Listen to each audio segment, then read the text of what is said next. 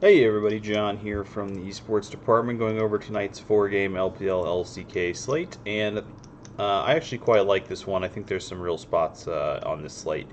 One of the more enjoyable ones we've had this year, I think.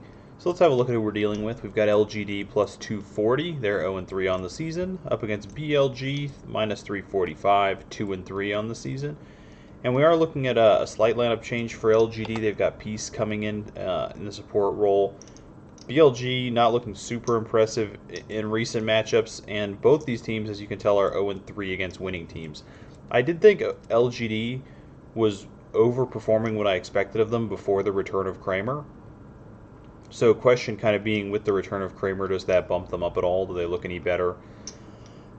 Neither one of these teams, like I say, has done anything against winning teams, but LGD has only played against winning teams, where BLG has a couple matchups against losing teams that they've won to kind of bump their stats. So I think LGD is completely playable, even in like medium field GPPs today. I think LGD is certainly live in this matchup.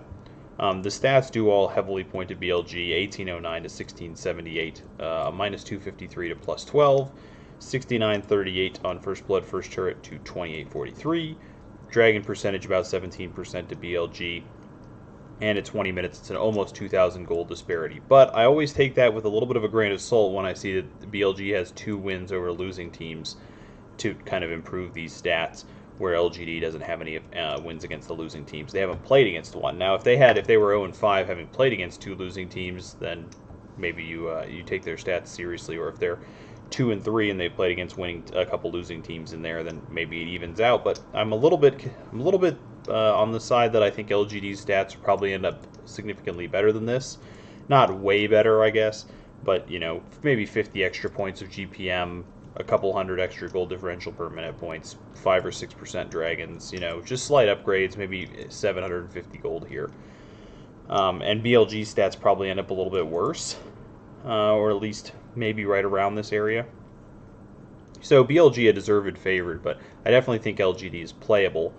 Looking at the numbers, you're getting like a 17 expectation out of LGD, 18.5, 19 out of BLG. So if you like the BLG side of this matchup, which is completely reasonable, they might be a little bit under-owned because they kind of let people down in a spot where a lot of people were on them the other day. But you're getting a decent number out of BLG here if you think BLG is going to win this matchup. They're going to be right there at the 18.8-ish range. So moving on to the second matchup of the day, OMG plus 365, 0-4 on the season, 0-3 against winning teams. Up against Suning, minus 600, 1-3 on the season, 1-2 against winning teams. And actually 0-1 against losing teams. Worth noting, both of these teams are 0-1 against losing opponents.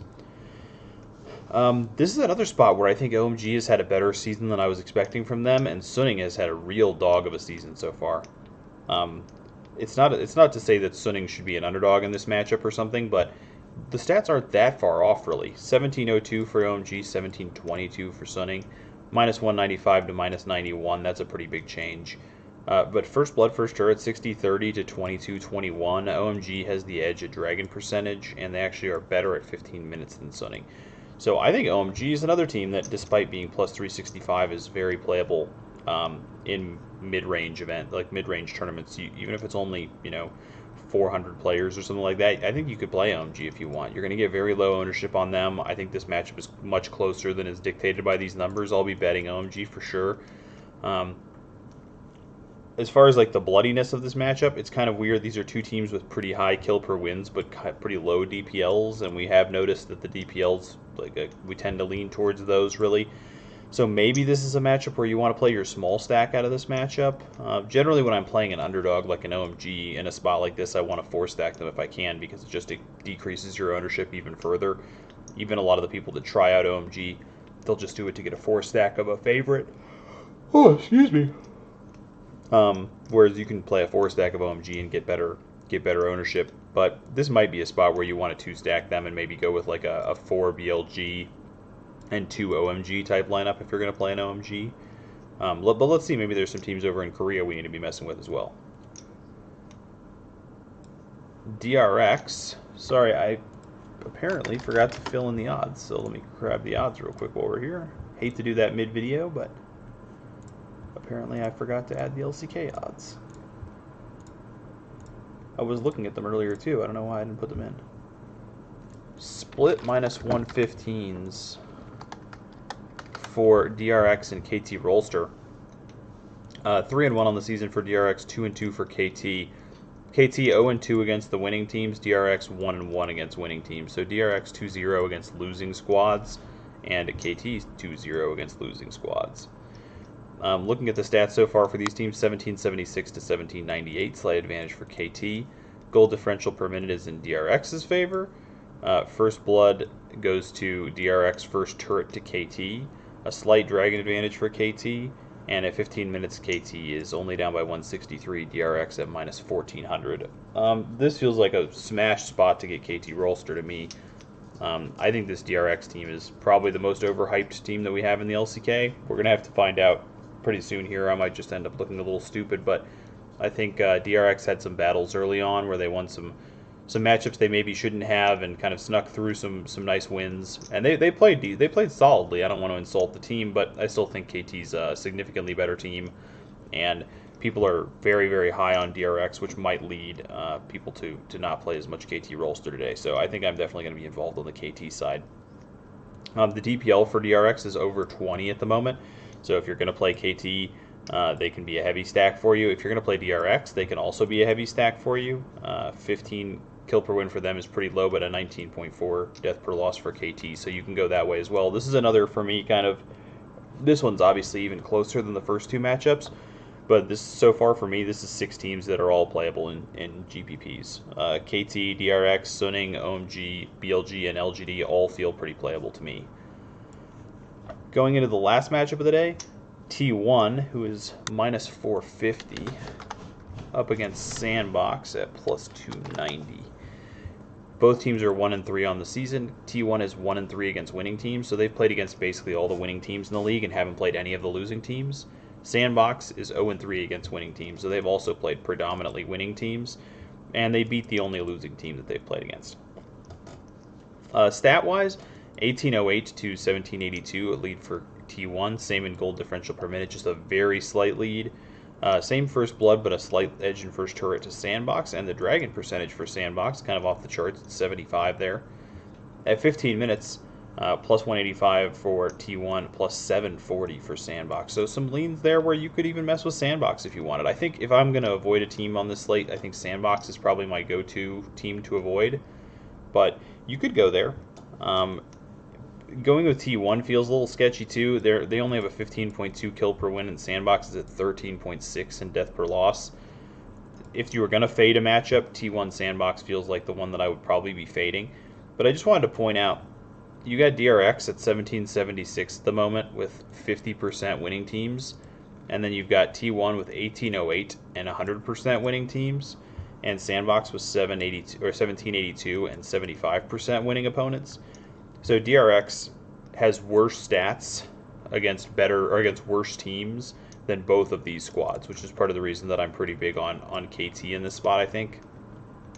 Or a little bit more bullish on KT. I think the DRX's record is just kind of a little bit of a lie at the moment. Both these teams have performed better so far this season, including Sandbox, who I think a lot of people, if Sandbox played against DRX, I feel like DRX would be pretty owned. I think both these teams would be favorites over DRX in my mind. Ownership is kind of tough. I feel like Sandbox probably ends up being one of the lowest. Probably OMG. It's hard not to have OMG and LGD down here somewhere. I think people will definitely be on the DRX KT side. I want to say I think KT could possibly be lower owned even than DRX. Actually, T1 is probably not going to be very owned. Are people really going to want T1? They might. Maybe it'll be something more like this. And then Suning and BLG likely to be the highest owned teams, I would think. BLG almost certainly at the top. Suning, I don't know if Suning will be this high. This is the portion of the ownership that I'm not super confident in. Suning, DRX, T1. I'm not sure exactly where those three are going to end up in this area. KT might even slip into this as a 4-man group. I think almost for sure Sandbox and OMG at least will be at the bottom. LGD might have a slight jump up, maybe above one other team. But I think you're going to see OMG and Sandbox at the bottom for sure. I think BLG will be on top for sure. I did say earlier that you might be seeing slightly reduced ownership from BLG because they let people down the other day, but they're still in such a really obvious spot. If people are looking at kill per wins, death per losses, and matchups, it's pretty tough not to take them here with the high numbers in this game and them being a minus 345 favorite. Let's have a look at the scoring for the favorites according to projections. Sunning, T1, we'll go Dragon X and BLG. Actually, I suppose I could just leave Dragon X and KT Rolster in. Let me switch over to my pool here. In the top lane, they actually prefer KT the most, but Dragon X is on the very bottom. T1 in second place. Canna. Top laners in the LCK tend to have pretty high expectations. Scoring in the top lane in the LCK in general just seems a little higher than the LPL. Sunning and BLG's Bew coming in right in the middle there. In the jungle, it's Meteor on top, SOFM afterwards, Piosik from Dragon X, and then Element Blank at the bottom there. In the mid lane, Zika on top, then Angel, Ucal, Dragon X, Solka, and Faker at the bottom. I did put Faker in. Closer played the last match. It's hard to tell for sure what we're going to do with the T1 mid lane whenever they're not playing first. I don't really know. It seems to me like they could go back to Faker here. I'm just making that estimate now. If they're not the first game tonight, so we're not going to know for sure. They lost their last series with Closer, and just makes me think that since they were Faker looked good in the series that he played, that maybe they go back to Faker here. But it's just hard to say. And if they're not playing first, you just have to be careful. I need to mention as well, if you are considering playing OMG, their top laner is not in the pool. They might go add him later, but they're playing Alili, and he is not in the pool on DraftKings. So be careful with that if you're considering OMG. New and Bright are both in the pool, and it's Alili that's playing tonight. At 80 carry, KT first, BLG in second, T1 in third, Huanfeng all the way down in last, Bao in fourth. So BLG pretty much I think is the unanimous showing up towards the top of all these lists. At support it's Becca in first, then Mark, Keria, Zeus, and On as the lowest person on the list. Sunning was mostly showing up pretty high. BLG was showing up the high. I'd say they're unanimously the team that you want 4 of according to the projections, and that seems reasonable to me. If we were going to look at possible cash games, we've really got BLG, Sunning, and T1 as our possible options.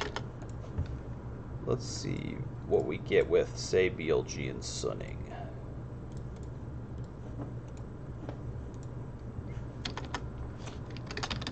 BLG and Sunning gets us 561.4. It's a support captain lineup with 4 BLG, so we are getting a 4 stack of the highest scoring game. That does seem reasonable to me. Support captain, not super exciting, especially this season. Supports have really struggled in scoring. Let's see what happens if we go with BLG T1. We get a top lane captain, but only 3 BLG. Can we get over anywhere?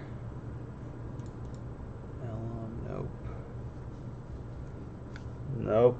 Unless we switched out the team slot, there's no way to get 4 BLG in this lineup, though. It doesn't seem as impressive to me. It is a 579.8. But I do hate not having the 4 BLG there if we think the BLG is going to be the highest scoring matchup. What if we just faded that one and went with Sunning and T1?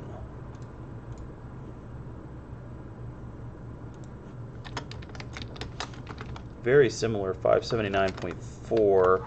It's still a Canna captain with a 3-3 basically between T1 and Sunning. Man, you just cannot get a good captain between these guys. What are the other team slot prices or team slots? KT, if you believed in KT team, you could probably get an upgrade.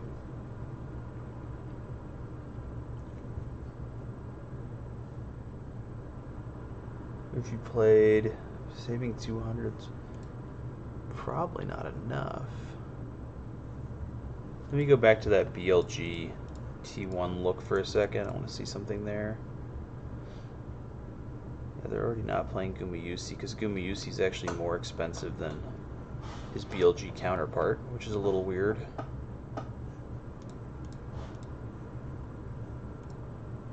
When it's 1,000 difference in the mid lane. Like Zika's 1,000 more than Faker, but at 80 carry, Gumayusi's actually 200 more than aiming, which is a little weird. They're definitely messing with their pricing. Mark a full 600 more than Carria, 800 more from Elm to Meteor. Only 600 from Kiana to Bubu, but you have to play both of them anyway. What happens if you switch, like, if we saved 400 on the team slot, would we have enough?